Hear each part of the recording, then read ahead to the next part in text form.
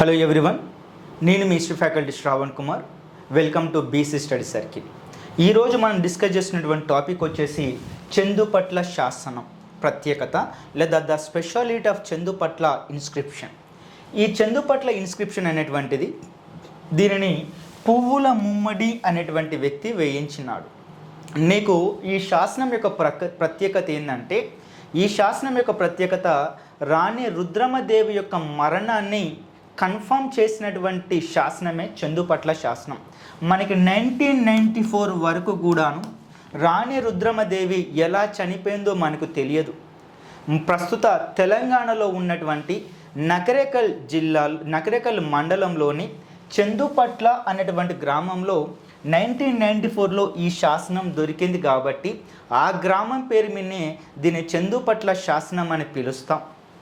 మరి ఈ శాసనంలో పువ్వుల ముమ్మడి ఏమని వేయించినాడంటే, తన నాయకుడు అయినటువంటి మల్లికార్జున నాయుడు మరియు రాణి రుద్రమదేవి ఇద్దరు కూడానే త్రిపురాంతక కాయస్థుడు ఎవరైతే ఉన్నాడో కాయస్థ అంబదేవుడు ఎవరైతే ఉన్నాడో త్రిపురాంతకం వద్ద యుద్ధం చేస్తూ వాళ్ళు 1289 నవంబర్ 27 లేదా 28 రోజున వాళ్ళు చనిపోయారని చెప్పేసి మనకి చందుపట్ల శాసనంలో వివరిస్తుంది.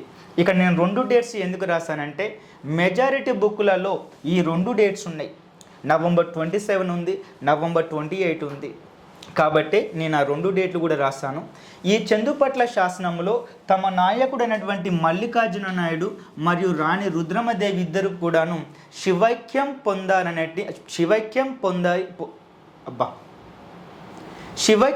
పొందారని పువ్వుల మువ్వడి చందుపట్ల శాసనంలో వివరించడం జరిగింది. దీంతో అప్పటి వరకు కూడాను రాణి రుద్రమదేవి పైన ఉన్నటువంటి మరణం పైన ఉన్నటువంటి సందేహాలు ఒక్కసారిగా పచాపటం చేసినటువంటి శాసనమే చందుపట్ల శాసనం. Thanks for watching this video.